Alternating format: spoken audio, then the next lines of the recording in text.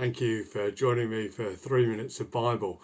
Please have a look at my other videos. Please share them with others. And if you haven't yet, please subscribe. Today, Mark 16 verse 15, he said to them, "Go into all the world and preach the gospel to all creation." Well, here's a verse that for some people is rather scary. Go and preach, God says. Now, when God asked Moses to go and speak to Pharaoh, Moses felt exactly the same way. Moses felt that he wasn't good enough, that the task was too big for him, that he just couldn't speak well. He'd rather that God sent someone else. And today in the Western church, that's often the way it works. We'd rather that God sent someone else. We'd like the pastor to do all the preaching and all the evangelizing. We'll even pay for a professional evangelist or parish worker.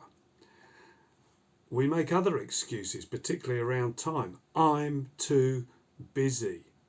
That's probably heard in churches more than our hallelujahs.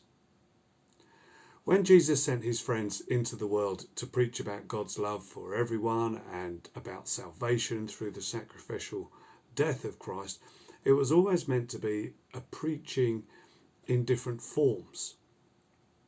Jesus wants us to carry out all the good works that the Father has prepared for us to do, not to employ someone else to do them for us. In fact, that would be rather hard.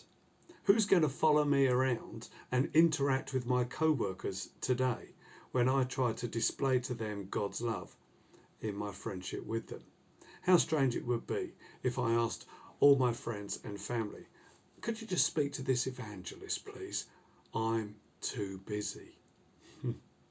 What's important is that each of us use the opportunities, the gifts, the talents that we have to bring God's love to others, that each of us do that. We need to be consistent about our faith too. Do you know there always is resistance to the gospel. So we persistently love others and we consistently love others, just as Jesus taught us. And you know, in this way, we are preaching the gospel. Please don't be afraid. Don't get somebody else in to do the job. Do be excited to share the key to life. Be consistent in living the life, that your life might be filled with good works flowing from your love for others that comes from the love you've received from the Father above.